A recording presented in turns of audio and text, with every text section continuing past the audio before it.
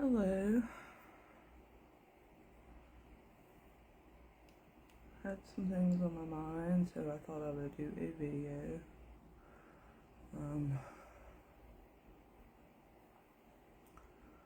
Whew. Just checked my mail and got a birthday card. And apparently 40 years old is the year in which I'm like, please don't let this have any money in it. It's like,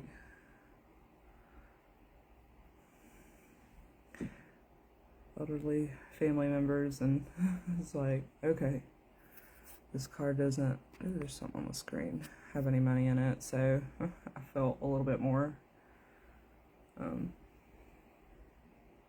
it's like, okay, I knew there was a card coming, but so I was told, and I was like, okay, memory stuff, like, it's just, it did not, so that was reassuring, because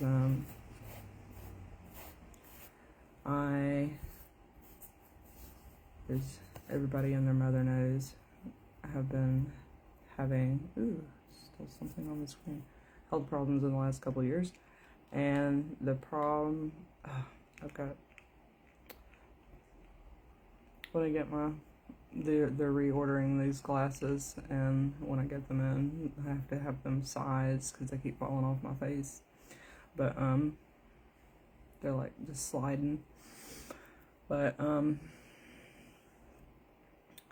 yeah, so I am retarded, and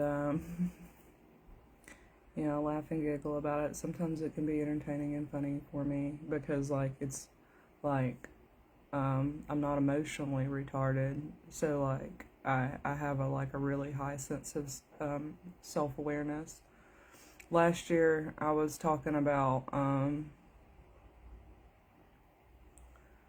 I was talking to somebody, and they informed me, they're like, I'm emotionally retarded. I was like, I've heard that word, like that phrase, many, many times throughout my life. That means you have a personality disorder, because to like emotional aware, or like emotional retardation means you have like low self-awareness, and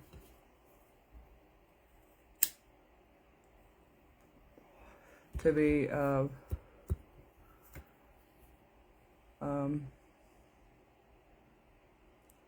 retarded in the way that I am, that means that I have limited facilities. I am not always there's some people that like are not working with full deck of cards. I have a full deck of cards, but like mine are really small, and we're the same, like I'm the same size as you, so that's about what it is.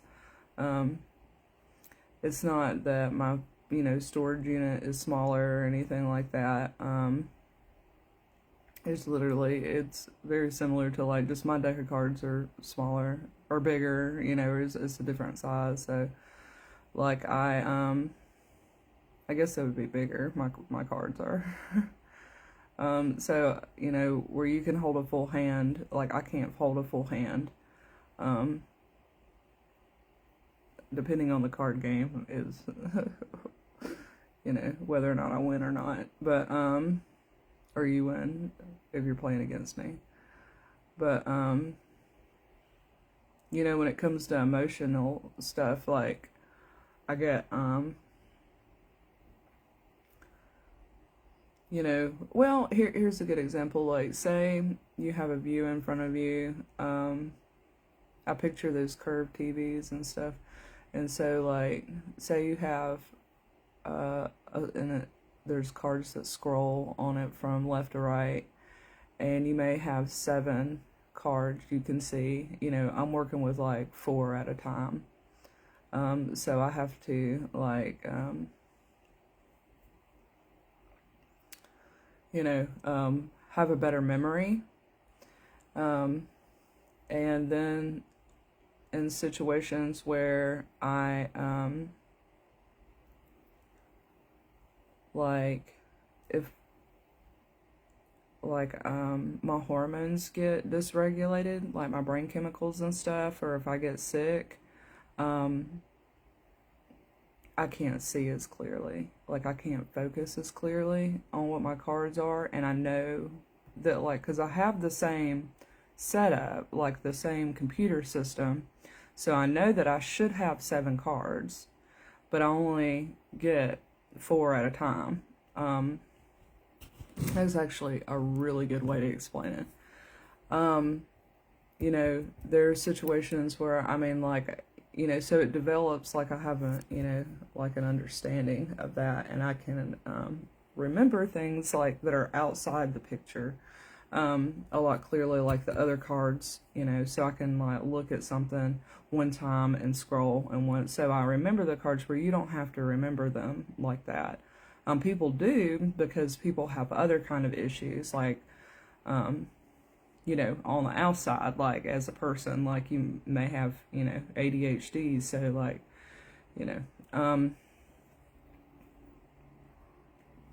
or, you may have had somebody, trauma, like, you may have had things in life that made you, like, memorize, like, your other cards and stuff.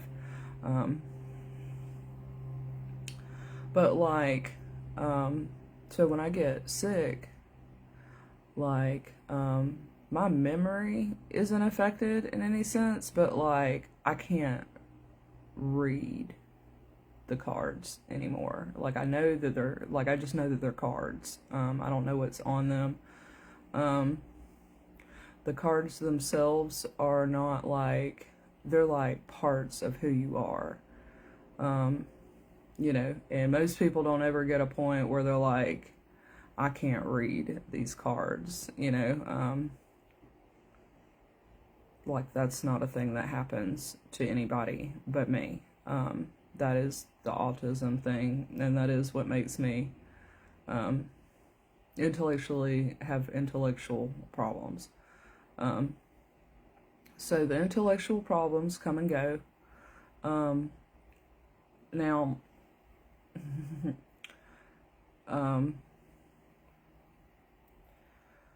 the thing is that I have, like, all the normal, I'm susceptible to PTSD. I'm acceptable to getting really upset. I'm susceptible to getting stuck and, being really upset and stuff. So I had PTSD a couple of years ago. I had a very short brush with it last year with a hurricane that lasted for 3 months until I stopped taking that medicine. The Lamictal. It wasn't because of the Lamictal, it was because of the hurricane hit right as I get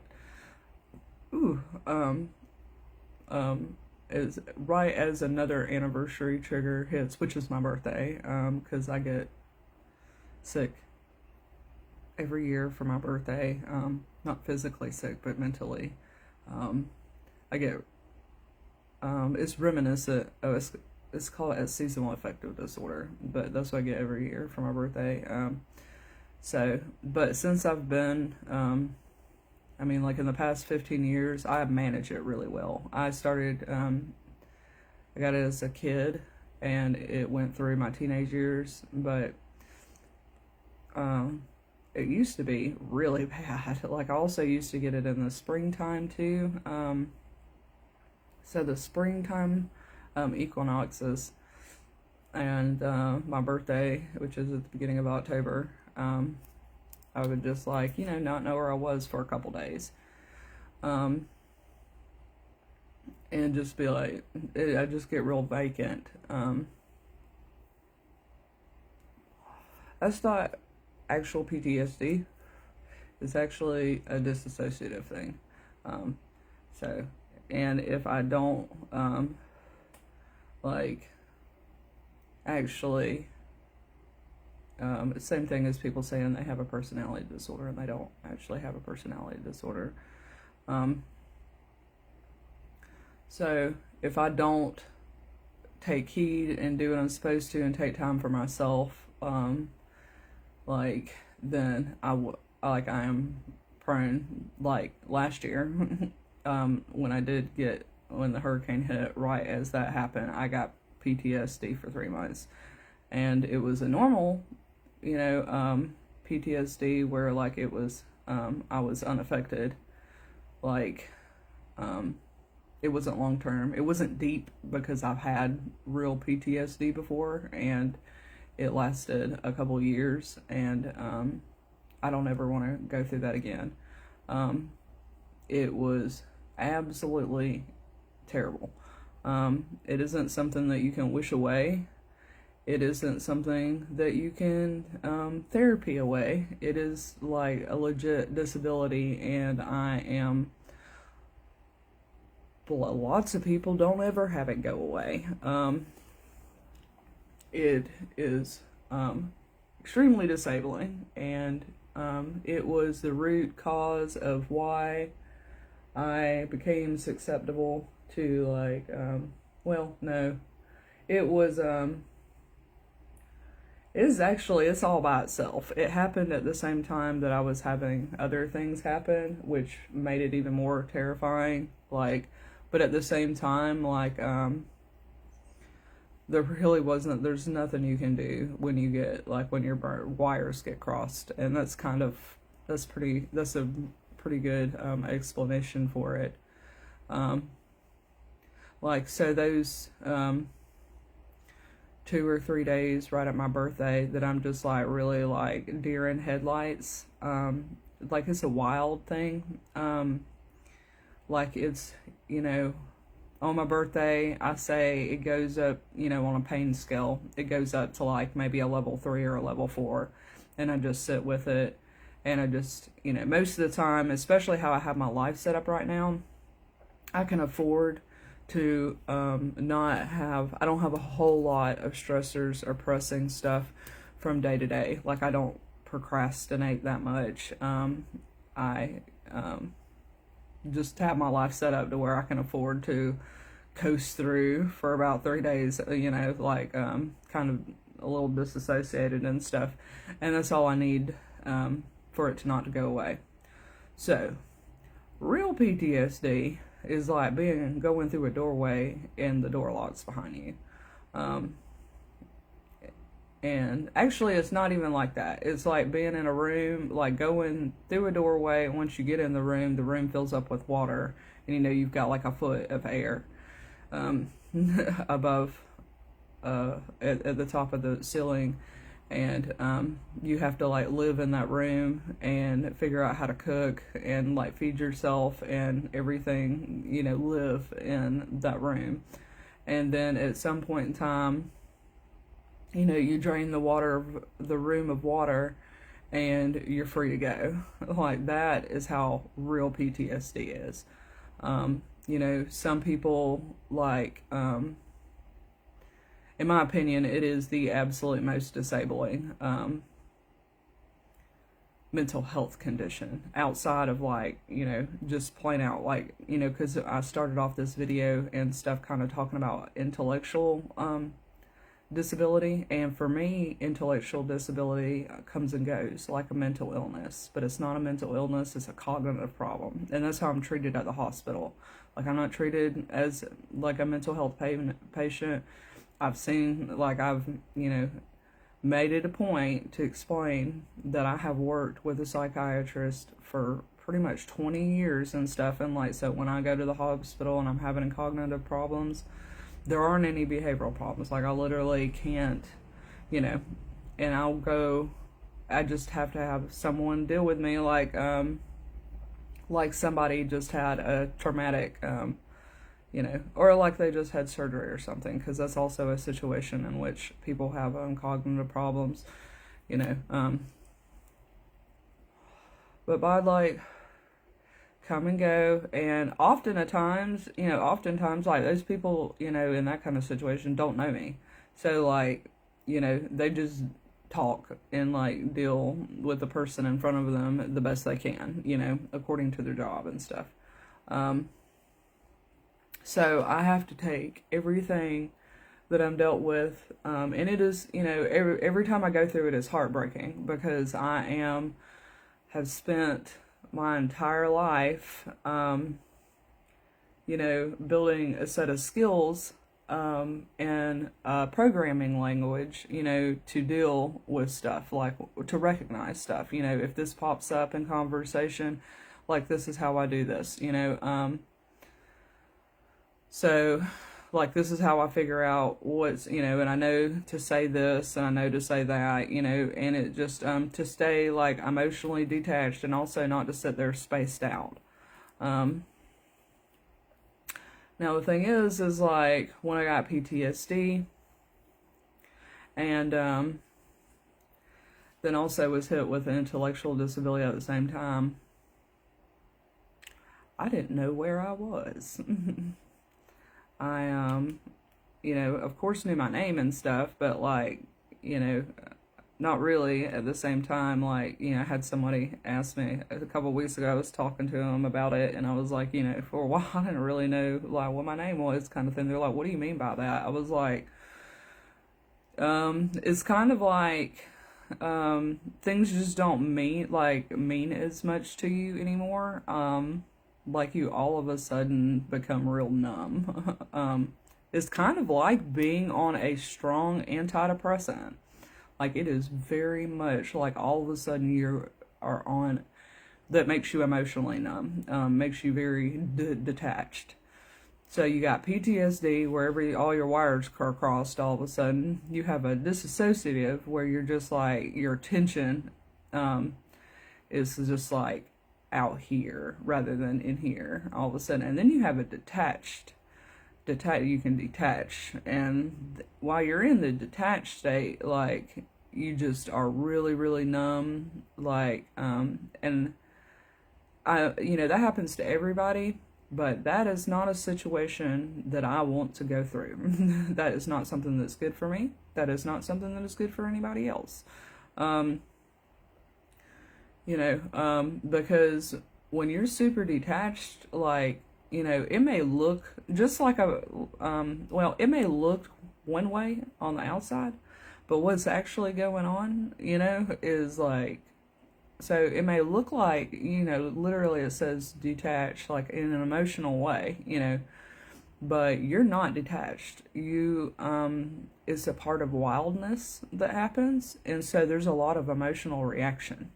The thing is you can't act on anything, like, you are like frozen. It is that sweet spot, on I forget what it's called, but where you have your, fight or flight.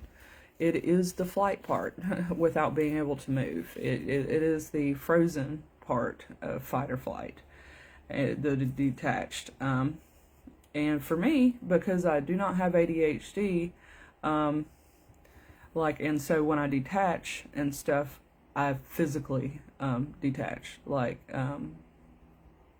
and so I had a situation where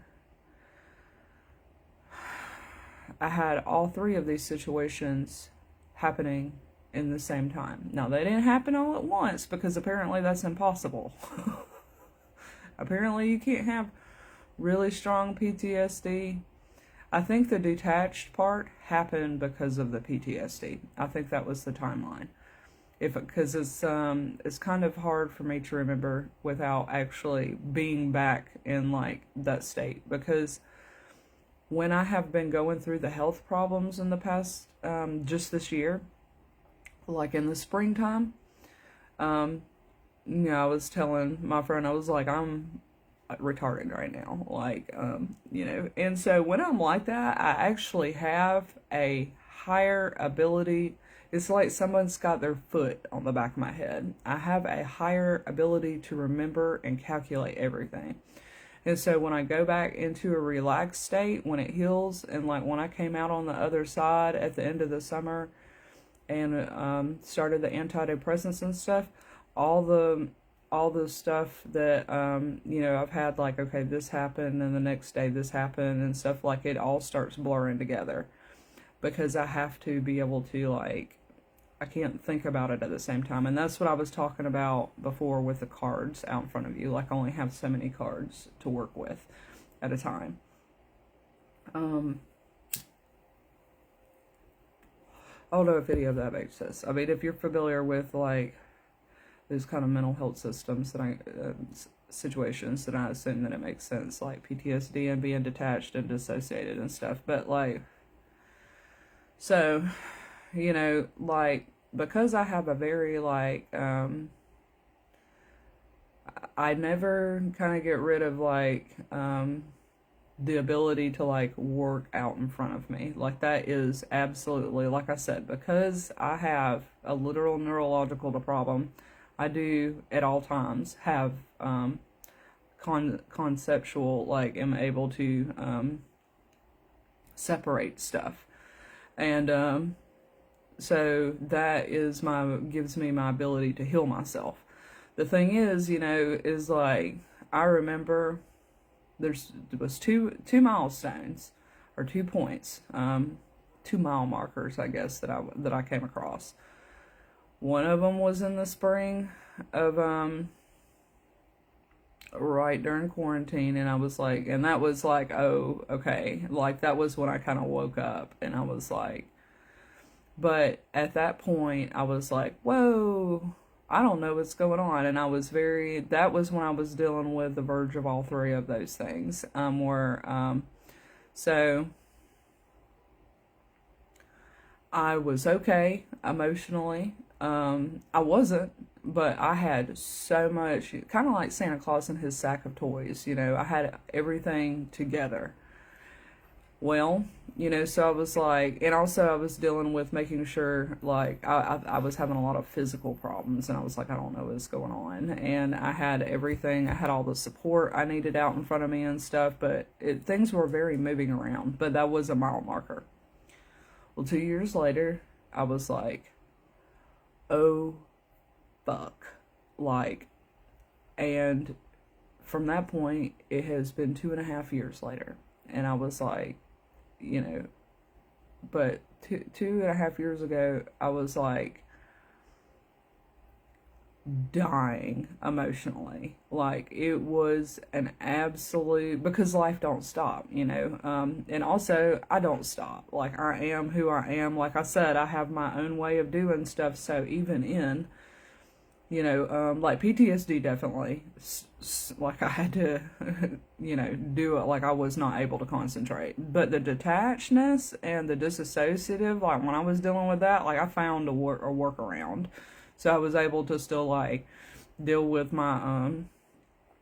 everything. I was still able to work through being detached and disassociated and stuff. Like, not well. Like, it was a situation where I was like, okay, I'm getting sick. And that was when I started having, a couple months into that, I started having the breakthrough seizures and stuff. Where I was actually having seizures with them switching my medication and stuff, because all that stuff is attached. That is the neurorigidness of autism. So it was, I cannot even begin, to describe how emotionally, how that much that emotionally ripped me apart. Knowing that I was going to have to spend, like, I had just spent, we'll say 4 years, but for the sake of conversation, but, and so I had just spent 2 years running my ass off, and then had to turn around and I'm like, so I fixed all these things, and I worked through, like, therapy, and going through, and then, like, I'm like, okay, now I have to, like, pretty much, how I made the comparison about Santa Claus and his bag of toys is like, I take everything out and then put everything back in. Like, and,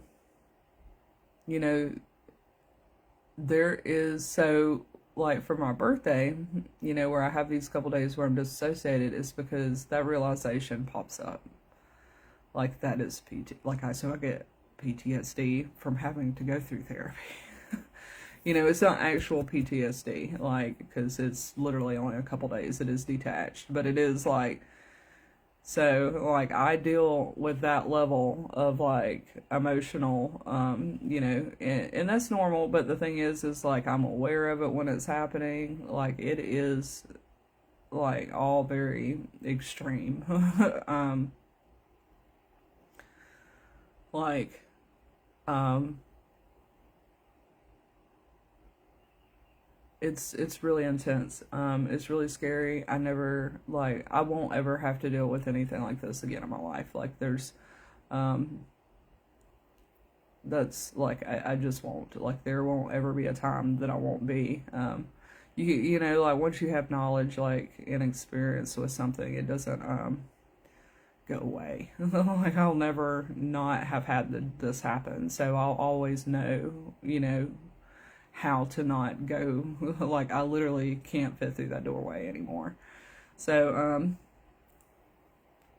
that's good. But at the same time, like, you know, I was explaining to someone on a trauma message board, I was like, the thing about trauma though, and like that kind of stuff and the situations you've been through, is they don't ever go away. It becomes a part of who you are. And that is also part of therapy and working through it, is like, you know, you have to figure out and find a way, you know, like I do these videos and talk about it and stuff, is because you have to find a way to incorporate it into like, you know, your life and who you are and stuff. Because like, well, you just have to. And I don't have like a lot of people that, like, I don't have a lot of stuff that I'm going on, so this is my way that I work through it in my mind. I usually have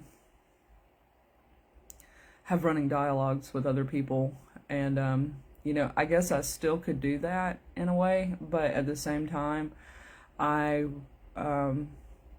this is more important. It's something that I really want to go, and I do go over every single little fine detail of everything. And it's like, it becomes like second nature, you know, like, because it's not something I really decided. I'm just like, you know, I have to, because like the fear is that strong. It leads me into like making decisions and stuff, but they're right for me. Like, it's not something that bothers anybody, you know.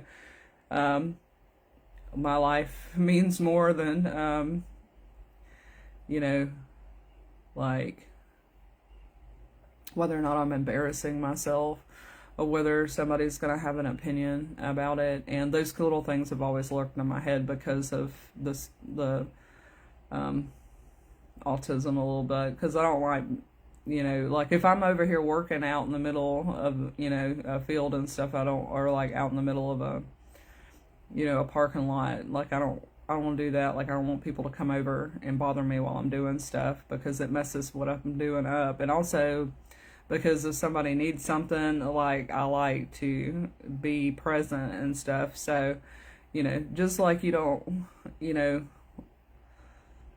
like, you know, keeping things separated and stuff. So, I do that out of respect. That's how I do my best work, with the life, you know, that I'm in, the support systems that I'm used to and am given to. So, you know, some people are very, everybody lives in different ways. Some people work with their wives or husbands. You know, yeah, that sounds fun. um, Having a wife or a husband. Anyways, that would make this much less exploity, because I do, like, I don't have that feeling right now, because this is one of those times where I have to like kind of keep stuff like that like in my backpack and not think about anything like that, because I definitely have been through, you know, domestic violence and stuff, and I've been and which is October, Domestic Awareness Month. I've, had been down exploitation lines and stuff, and it was what caused the PTSD, and it caused all the cross wires and stuff, and oh man, I remember my first breakdown, like through that level of PTSD, and I went over to one of my aunt's houses, and I was shaking really bad. And that was my very first like seizure activity, and that was the result of, like, for me, like, because I'm prone to epilepsy, like, that was I had, had a breakthrough, I had a breakdown, whatever. I had, was developing PTSD, and I didn't know what to do. And she actually, took an anti-anxiety pill, but it was wild. So, like, I didn't recognize stuff. Everything was new. Like, it was very much like I had taken a hallucinogenic in a way. Like, it was very reminiscent of a hallucinogenic in the beginning. Like, and so, which is funny because, like, I am not in any way, like, a recovering addict or anything like that. Like, I'm not an addict, but I have had all kind of medical experiences and drug experience. I've read a lot, and I know people who are and whatnot very well. Like, I understand very much the addiction process and, like, how it affects people's lives and everything, like the life, your life and stuff. And so sometimes I get or this point where I'm like, I miss it. Like, I miss being in the state of, like, epilepsy, and it's very reminiscent of, like, an addict and, like, being high, which is really funny because, like, epilepsy has been known, to be spiritually connected and stuff for, thousands of years. And so, because there's abilities that I have, and because of who I am during that, is like, the emotional detachedness and whatever is much more pleasant to me than who I am every single day. Luckily, since that day, and that was in 2018, I have, walked 1,000,000 miles since then. So it's just I remember thing. It's not, like, intellectually, it's not a feeling thing. And drug addiction is a feeling thing. That's what makes it so terrible and rough. And so, like, yeah, rough. So, but I will say it was really funny because when I went over there, I took the anxiety, and it didn't really do much. And that's how I know, like, so when I was hospitalized 2 years ago, they had to give me, like, that day, I took 1.5 Ativan. It didn't do nothing. So, but it did make me stop shaking. 2 years ago, when I was first hospitalized, they gave me, I think they would have gave me 1.5 milligrams of Klonopin. And first they gave me 0.5 Ativan, and then they gave me 2 milligrams of benzo. But the Ativan, what, like, so you've got, like, a graph and stuff. The Ativan kind of works in the middle and stuff, and the Klonopin goes like this. And so, like, that's the reason why. So they started me, like, it's got more of a base to it. Like, that's the difference between the two, because they actually do work, like, in my experience with them.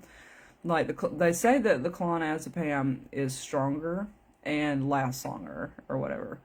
But then they said, then the Ativan. But in reality, what it is the clonazepam is more basey than the, it is true, because it's like Xanax, Valium, Ativan, and the clonazepam. And the hospital likes using Ativan. So, They did one and didn't do anything at all the second time I went to the hospital. And I started shaking again when I got out and I had to go back to the hospital like 2 days later. And like they gave me 3 clonazepams, which is a lot, like considering where it was and stuff. And then they had to give me Ativan a couple times a day and this wasn't something that I wanted. Like they had to do that for a couple times a day for 10 days. Like I think they only did it for like 7 of the 10 days. But like to keep me from like it just, to keep me stable and to going back into that immediate thing. Now they didn't say anything about me having seizures. Like in fact, they were like, you wouldn't be here like in the psych ward, like you wouldn't have that situation, which is, I asked to go in there. My doctor was like, tell them you tried to kill yourself. I was like, okay, because I didn't want to die. I didn't know what was happening. And they were like, if you were having seizures, we wouldn't have put you in here. But they're talking about grand mal seizures. Like that's like, because there's definitely, that is definitely the medical thing where like nobody knows if you're having a seizure unless you fall down. And like the type of and due to me being autistic, like that kind of information doesn't compute. So like luckily, it was, like mental illness and stuff. And it is, but it's still, a seizure. Like that's still, just because it isn't, like just because it's caused by my hormones in my body becoming dysregulated and it's caused from mental illness doesn't mean like it, it's my own body chemistry and stuff. And just because like I don't have any dialogue to back me up behind it, like doesn't mean that's not what it is. Like, that is the definition like of a seizure. That is the what I experienced and what was going on. And, it is treated like that is how a seizure is treated. That is the medication that you give for somebody. That is, but they just, for insurance purposes, that is not how the medical practice works of America. They are not inside you. So, but that first time that happened, it went away. Like it took but the thing is I mean it was very lingering. It was I did get stuck in it. I didn't know what was going on. I didn't have any kind of education, and it was I softly came out of it, over a period of months. Like it didn't just stop, and it was hormone and stress related. And wrong medication. Like I was taking some over-the-counter anti-anxiety stuff, and so it, there's some stuff that you can take that'll also, like for that kind of stuff, like, magnesium is good for nerves, but like there's some stuff that's not a vitamin, that you can take that will help you on that level that also can create a problem. So it weakened my state, and then I had a whole bunch of shit. It wouldn't have happened if I wasn't being like attacked by somebody verbally, like a male, insanely and stuff. And so, but like when I went over to her house, like I laid down on the couch, she had to go to work, and she cut the TV on and she put a movie on, and I laid there and watched Shutter Island. And I didn't know where I was at that time. Like it was bad. Like I was like that. I can say like at 3 months I was a little better. At 6 months I was a little better. And then at a year I was completely healed, but I was still didn't know what had happened, which means you can't keep it from happening again. And then also, I was still had like trauma from it, because like I didn't like when I was at it. It was much more like a being led from behind thing versus like I'm going to run headfirst into it. You know, where the last, since 2020 and the stuff I've been dealing with, like, it's very, like, you know, I took action, you know, I have a lot more because of that situation that happened between 2018 and 2020. So, I am so very thankful to be on the other side of it. It is the absolute most nightmarish situation. You know, it is like having very slow surgery, you know, and living in, with no anesthetic, you know, and living in that situation. You know, because I was like, just walking around like that, you know, and living my life and like, you know, and then having, you know, it's like I still had people around that were like, didn't notice. Like they, you know, that was, you know, adds to the equally terrifying part is like how, you know, some people do, like, but there's, you know, tons of people that are like really unaware, you know, and like people that, you know, is almost like they were waiting, like they, you know, and so I had that realization with a couple of people. I was like, oh, you know, y'all have done this on purpose. Like y'all are legit, like happy that and think I'm crazy, like, and think that like saw some little string loose or something, you know, and wanted to unwind my mental health and stuff.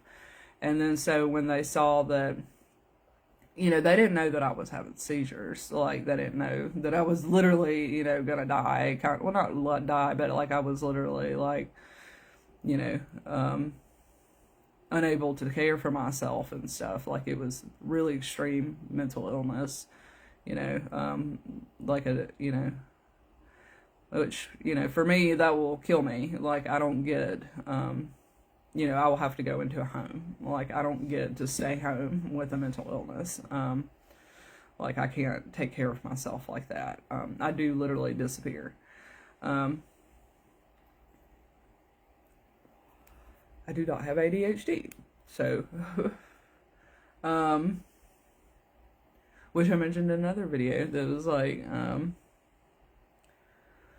about the whole old diagnosis for autism, and it's like, you know, like in Christianity and Baptist and stuff are like, no, you know, that stuff goes away once you're like saved and stuff, and because that's kind of what that is, and you know, because they don't recognize it, like the neurological autism Baptists don't. Because they can't see it, you know, because they're not you know, and which is, you know, a medical practice. Like, that's not, you know, not a religion. So, you know, not all Baptists are like that, but like some of the, like, that is a part of like Baptists. It's not everybody is like really, you know, not everybody's out here baptizing people, so they wouldn't know that part of it. But,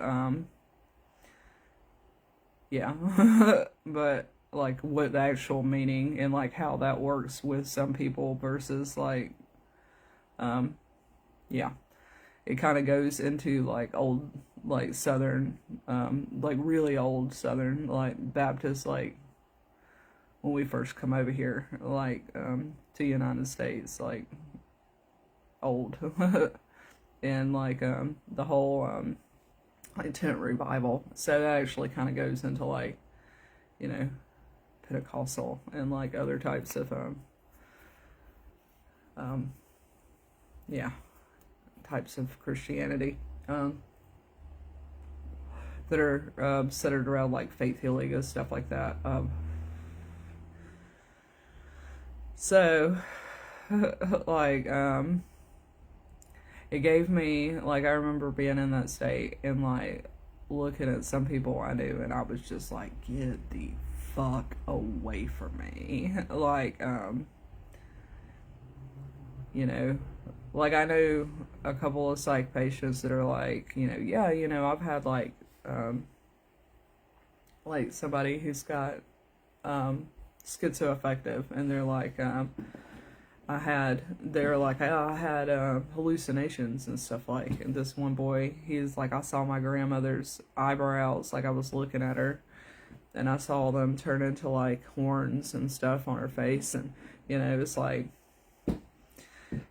I've never had anything like that happen. I've never had any kind of like actual hallucinations or hearing voices or anything. It's always been in really normal settings, like before I was going to sleep. And tons of people have had that happen. That's not a disorder of any sort, where you may hear, it's a product, for me it's a product of anxiety. Like before all this, like I would have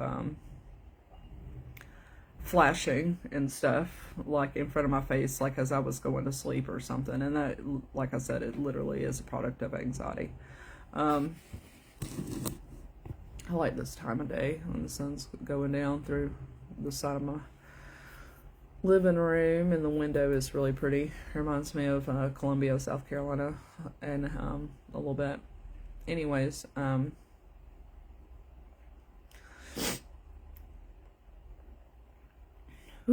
so I have never, had an actual like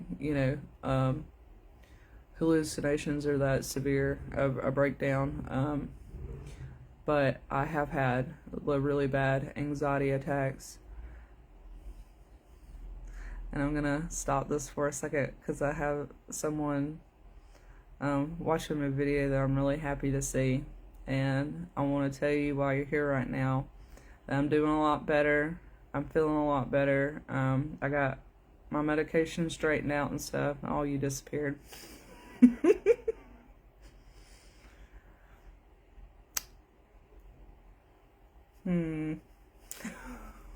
That was my mom.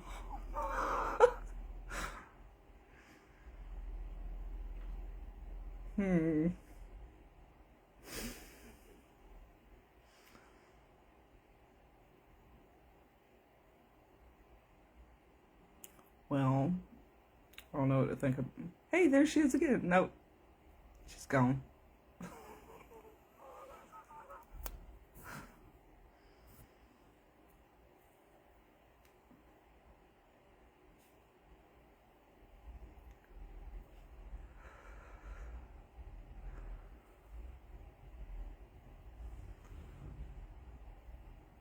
That's really funny. But yeah, I'm really glad I'll go on my video. So I am really glad to be on the other side of all that. I'm really glad to be aware of what's going on, so when it happens I am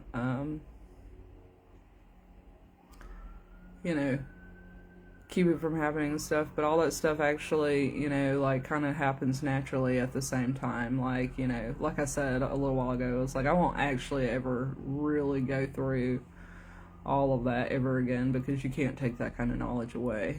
And fuck Shutter Island. That movie is crazy. It's one thing to watch these movies like in general. I was like, whoa, that's crazy, and like me comprehending it because of how my brain works and stuff. And like, because I'm will not pick up, like I'll watch stuff and then later on is things I'm like, oh, like I'll get, things will click later on. But I had that happen with a couple movies during that time where it was really bad, where I was like it scared me. And that is like the land of PTSD, and I was dealing with it and like having the seizure and the altered consciousness while watching movies about altered consciousness. It was terrible, and I'm so glad to not be in that state anymore at the end of the day. Alrighty.